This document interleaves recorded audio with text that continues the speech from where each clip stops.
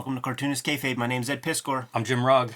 The people want more Cliffhanger. We give them more Cliffhanger, Jimmy. Battle Chasers, #1 by Joe Madureira. But first, what do you have for us? Well, another Image book, Street Angel, Deadliest Girl Alive, one of my books that's still in print, collecting the adventures of the homeless ninja skateboarder and the ninja gangs and supervillains that she faces as she fights for survival on the mean streets of Wilkesboro. You can also join me on patreon.com/JimRugg, where you can see original art for Street Angel. You can see a lot of my scripts and processes of how I actually made these comics on Patreon. You can also download out-of-print zines and mini comics and see how I make the other comics that I make, like Plain Jane's and Octobriana. All that and more at patreon.com/JimRugg.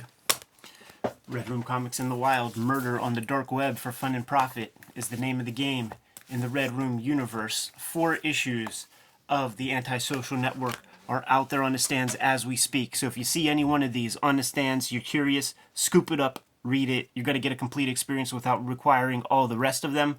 Here's the deal, though. If you like them, if you like the issue you read, grab another.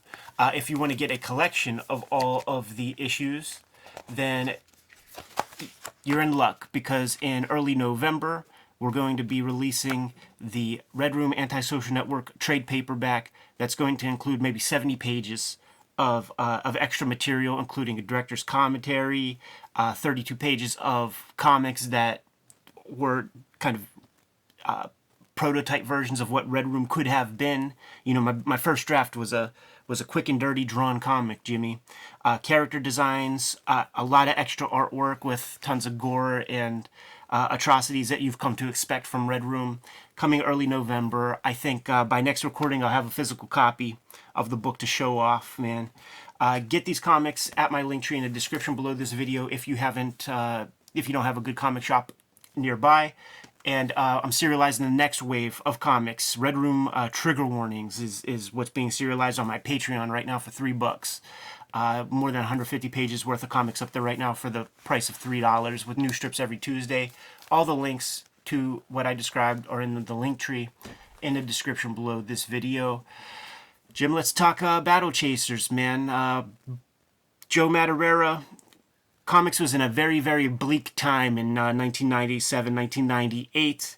Few rising stars, man, and the Cliffhanger gang really was the kind of exciting next wave of illustrators and comics. Yeah, it's a really good idea. In a lot of ways, it is almost like a shot in the arm for Image Comics. Get this new wave and have them launch their own books and characters. It was exciting. Grouping them together is a good way to enhance that excitement. You could kind of market this as a big wave of titles coming out under this one banner. It's a good idea, I think, from every standpoint, except did the books deliver? Right. And, I think we looked at Danger Girl. I feel like that's one of the stronger offerings.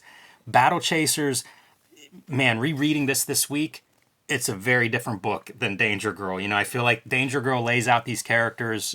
We poke fun at some of those elements, but it is a coherent sort of setup issue. This one for me there's much less information in this issue. This is very much reminiscent of Mach 1 Image Comics, in that you find out things about what the comic is everywhere but the comic. And the conceit with Battle Chasers is supposed to be that you have this group of people who go into go into Crimea after there's a big battle, and they pick through the bones and stuff and find little artifacts that they can then sell elsewhere. Like that's what Joe Madureira describes as what Battle Chasers is. Good, okay. Zero evidence. I learned a lot now. I think I understand this book better. Zero evidence of any of that. It reminds me, if I were going to point somebody at it, like a role-playing game, like a D&D kind of role-playing game, where you have, it feels like that kind of environment and almost that kind of setup where these different characters are coming together in that world of magic and werewolves and swords. Glad you brought that up, Jimmy, because there's an issue of Wizard that we're going to unpack one day, and it's going to show us a double-page spread of Joe Madureira's studio. In my mind's eye, when mentally recalling that studio, I saw no evidence of any drawing implements in the studio. If there were, like say for instance a drafting board, I think the PlayStation and Sega Saturn were sitting on top of it. Wow. I don't remember that part exactly, but what I do remember is that this dude is a weeb of the highest order, very much into JRPGs. I'm into JRPGs, Japanese role-playing games, man. So it's not Dungeons and Dragons, it's Final Fantasy, it's Dragon Warrior, it's Sudoiken, and those kinds of RPGs. If this is 1997, brought out Final Fantasy VII, which was like the watershed RPG that got Americans really more into those comics. And there were 6 Final Fantasies before that, man. So you could then backtrack and start fucking with those things. Those RPGs have never had a coherent story that makes sense in any significant way. That's interesting. And they kind of roll out this way. Like, when you play those, beginning with the PlayStation, when you're playing these games, it's sort of like the carrot on the stick is when you get to the next computer visualized story element where you get to see some eye candy, you know? And it's supposed to like keep the story flowing and things. Maybe it's something lost in translation a little bit, but none of it ever makes sense and it all looks beautiful. And that's Battle Chasers in a nutshell to me, with the exception of fucking Richard Starkings and Comic Craft. This lettering, I tell you, man, tough for my eyes. Starting with the inside front cover, where they found it to be a good idea to have black lettering on a black background with like a slight blue drop shadow. Yes. Yeah, they're not doing it. This is not a comic to be read at night by the bedside lamp. You need this thing out in bright daylight, sunlight to see it well. You're right about the lettering. You know, it's those early days of digital lettering where everybody's bringing in different fonts and all this kind of stuff. A couple things to point out here. Tom McWeeny on the inks there, somebody we've talked about from his indie work on Roach Mill. Yeah. So did a lot of work with Wildstorm. Kind of interesting to see him there. The other thing that I would keep in mind with this when I was reading this book is Joe Madureira is coming from X-Men. Yeah. The advertisements, described it as the #1 selling book. This artist coming in from the #1 selling book. The X-Men of the 90s. They weren't very coherent when Claremont was there the last several years. But after he leaves, I mean, I quit reading them because I just couldn't make sense of them. Like you think of storytelling and 3-act structure and characterization, all these different things. None of that's in those X-Men books that I saw post Claremont. And that's what, Joe Madureira is here as the storyteller and kind of the writer or co-writer of this stuff. That's what he's coming from. Like he doesn't have that foundational 3-act structure, characters defined by their actions kind of stuff. And I think that may be an influence on the storytelling in this issue too. When you see a name, Munhall Sharif, in this case, when you see a name you've never seen in comics before, doesn't that feel like Mach 1 Image Totally. Comics when it's that impulse?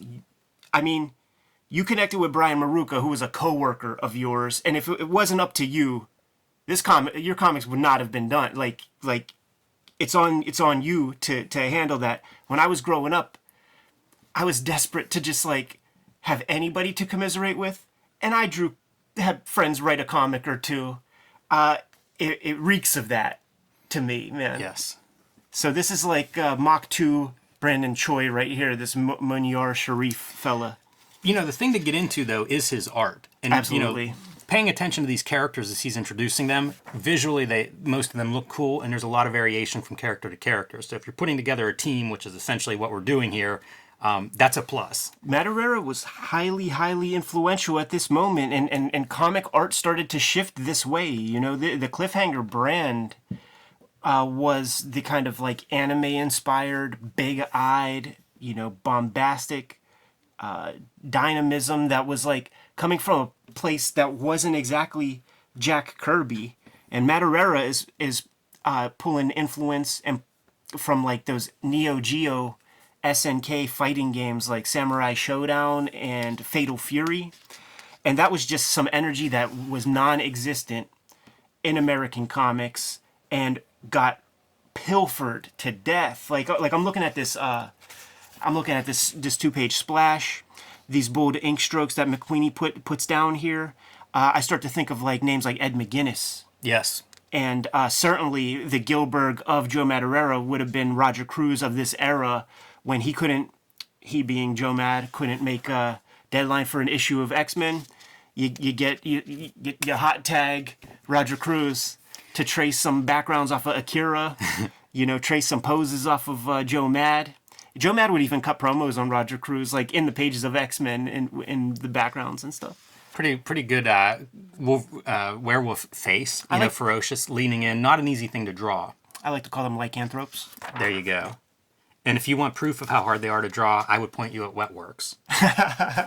Yeah, a comic that revolves around werewolves. Yabba Dabba Doom. Rob Liefeld should have sued. That's a Bad Rock phrase. He brought, Joe Mad brought Liquid, the comic book computer colorist, or a group of colorists, I don't know what Liquid is exactly, who collaborated with him on the X-Men comics when he started to get more and more control over that series. So, he kept the gang together. Yeah, our story here, what exists of it is this young girl has a box that was her father's, and apparently he's dead or at least missing in this part of the story, and she is running away with this box and being pursued first by those lycanthropes and running into this character who will be joining the team. And this is totally the pacing. He's not looking at Scott Jobdell and Kayfabe and Nisi's for his writing chops. It really is like these Final Fantasy games. And this is how it would work, man. Character in peril, you don't know anything about them. Just bumping into other characters who like join them on their adventures until you have your party of 4. A lot of action. Nobody's sitting still in this comic. At least not yet. Well-balanced teams like your Dungeons and Dragons. So you need your tank who absorbs the damage. You need a wizard. You need maybe a healer. And then this will be like the naive character that will take us through the world. Yeah, who we identify, who the young readers identify with. This kind of storytelling can work in weekly manga. This kind of storytelling can work if you have a reliable monthly comic and you get 70 issues of the thing. This kind of storytelling does not work in something that exists in like an 8-issue, series. A lot of Batman in these gimmicks. Yeah, foreshadowing things to come, maybe. Yeah, man. Publisher Jim Lee, if you saw on the inside front cover there. We've read a lot of issue 1s, man, on the channel so far. And usually they set you up and give you a very clear idea on what the stakes are, who the main characters are, what they want, what the obstacle is. And they excite you to check out issue number 2. I could complain about the monochromatic dark coloring, but instead I will point out how fun this is when they go from the outside, the blues and greens, to the orange inside. Color Theory 101 there with your complementary colors and introducing a new setting by switching those colors. All main characters are archetypes from the RPGs, including characters such as this, man. I almost called her Garrison. I guess Garrison's the one she's talking to. She's Monica with a K. And of course you got your brooding, muscle-bound guy. Yeah, the Conan who's down on his luck. The anti-hero. Yes. It really truly is going to be the Joe Madureira artwork that is going to make you want to see the next issue. And you're going to hope that you don't get too many pages of like this. Yeah, more Monica, less this. More fighting, more action stuff. We didn't mention it with Danger Girl, but this is also your height of the bad girl fad in comics, and it feels like all of these Cliffhanger books have that element as well, to varying extent. I do wonder about the Chris Bachalo work. That's true. Because, first off, I've never seen an issue in the wild, even on the stands. I've never seen a back issue. I don't know that it exists. It's called Steampunk. It definitely exists. Yeah. I'm pretty sure I have at least one issue of it. So we can keep going down this rabbit hole. I found ads for, I think it's called Out There California or Nowhere California. It's another cliffhanger title. And I had never heard of it until like this past week. Yeah, I don't know it either. Which is to say, I guess Cliffhanger wasn't the runaway hit they were hoping for. No. I mean, turn in your books. Maybe you could do something with that. Love this silhouette. With That is cool. With that this, like spine showing between the torso and the bottom. Even this little kind of stuff like is that really too. sick, you know? Like, keeping things visually interesting. You sell us on the character. There's characterization here. Like, this guy, he's clearly the wizard. You know, I agree 100%. Color it a little bit better. Make him stand out a tiny bit from the background. You know, hit it with some of that orange that you see in different spots of this page. Like, just give it a little bit of that light it up a little bit. Wait, Jimmy. I see a little red. Oh, right. There's a little red there. Do you amend what you Yeah, just I said? stand corrected. Come on, Liquid. That is a cool drawing, though. I do like that idea of a flying book that you're riding on. So this is our, Link stand-in. And of course, if this would have continued to be, the 100-page epic that Joe Madureira foresaw, this would be the most powerful, grow into the most powerful. Like, we see it. We know it already, It's like you didn't even have to, like, do the other issues because it's all so clear. And then the Infinity Gauntlet crossover. That's how those Final Fantasies would work, man. You gotta keep upgrading your gear, man. We're working up to that Masamune sword. I would always admire so much these guys who could do good-looking gloves and hands and everything, because that was so hard for me to draw. Those look pretty good. They feel like big leather gloves. So there it is, man. People wanted us to bust out an issue of Battle Chasers. There it is. And here's where you learn some about the story that you just read. Issue 2 on sale May 20th. I think they meant to put question marks there for the year. What do you think, Jim? I wish I had looked up how long the schedule was for printing like that. I think there are 8 issues total of this series, and they definitely were plagued with lateness problems. Yeah, I think it was started in 1998, 8 issues, and I think the 8th issue came out like 2001 or 2. Yeah, Something like that. It wouldn't surprise me. He just got pulled into video games. It's easy to do. You get these opportunities. I mean, this is a guy who's one of the top comic book artists at the time. I'm sure the amount of offers and things that were coming across his desk were... If you're going to do a monthly book, you almost have to say no to everything. Yeah.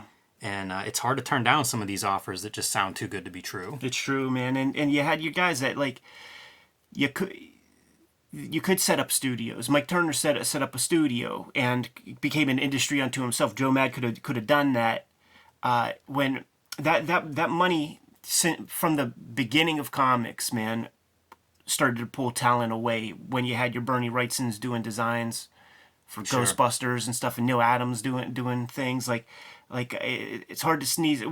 This is a blue collar industry at the end of the day, man. Like, certainly the mainstream comics. When you have your indie comics, man, where you have trust fund people that are able to just indulge in their whimsy. That's a different story, man. But by and large, mainstream comics is a blue collar industry. Certainly at a time when there were no royalties. You work hard for your day, you get your dollar at the end. You get your shilling at the end, man. So when that loot comes in, and you start to get used to that, and you start to see diminishing returns, that could create a terrible anxiety, man. Yeah, there's a generation of cartoonists that sort of were hot shots throughout the 90s, through that boom, that you see them, they come in late, they get paid well, and they get out early because that money goes away. The other thing, I don't know Joe Madureira's story very well. Joe Mad, let's do the shoot. Yes, please. But I wonder about, like, him working in a studio versus him working at home by himself, where, to compare that, J. Scott Campbell is at Wildstorm, where that is a comics factory. There are guys all around you making comics, probably very easy to get some advice whenever you're starting to get overwhelmed with these or losing sight of the book is the thing. If you want to do the book, that's about all you can do. I don't know what Joe Mad's situation was like, if he had the benefit of working with other cartoonists around that he could, pull in on a deadline crunch, or, learn from, in terms of managing, multitasking, things like that. So I wonder how much of an influence that has on Battle Chasers versus Danger Girl, for example, just coming from those two possibly very different work environments. Spoke earlier about the influence from the video games. on Joe Mad for the creation of this story. You see evidence of it in even the X-Men comics and his interest in anime. Guy has interests outside of comics, so he seemed to go in that direction. Also, really young, because he does that first Deadpool miniseries, and I think he's something like 19 or something, 18 or 19. You know, he had interned at Marvel whenever he was super young. So I don't know how old he is here, but, you know, this is 97, 98. He's got to be 23, 24, maybe 25 years old. Max. Pretty young to have, I'm sure, a lot of temptation to just draw cool art every direction. So, you know, that's a young dude to be taking on a book that he's going to be responsible for himself. Speaking from somebody with experience in the game too, man. Final Fantasy VII, it took me 10 years to beat that because I would only play it during the winter, and I logged in 100 hours to beat it 100% over a decade. And Final Fantasy VIII is coming out around this point too, man. And that took me a little less time, maybe 8 years, 72 hours, man. So that might explain the time lag between issues. I always talk about not playing video games because what's the best case scenario? I love it, now I'm addicted to something that eats up time. Yeah. The only time I ever play them is if it's some job related thing. It's definitely, like I said, a lot of temptation out there. Yeah, man, and I'm tempted to get back to the drawing board. Jimmy, Kayfabers, like, follow, subscribe to the YouTube channel. Hit the bell. We'll notify you when new vids are available. What's out there, man?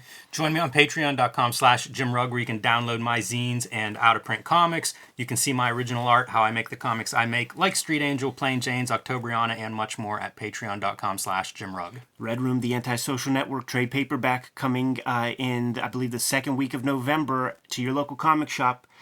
Collects the first 4 issues of the series. It's going to include about 70 pages of extra stuff, and it is a feast for your gory eyeballs. You want to read the next wave of comics, Red Room Trigger Warnings. I'm already serializing that stuff on my Patreon. $3 will get you the archive there, and there's more than 150 pages worth of strips on the Patreon as we speak. All those links are in my link tree in the description below this video. What else, Jimmy? Subscribe to the Cartoonist Kayfabe e-newsletter at the links below this video. You can also find links for our t-shirts and merchandise below this video. Given those marching orders, man, we're going to be on our way. Read more comics.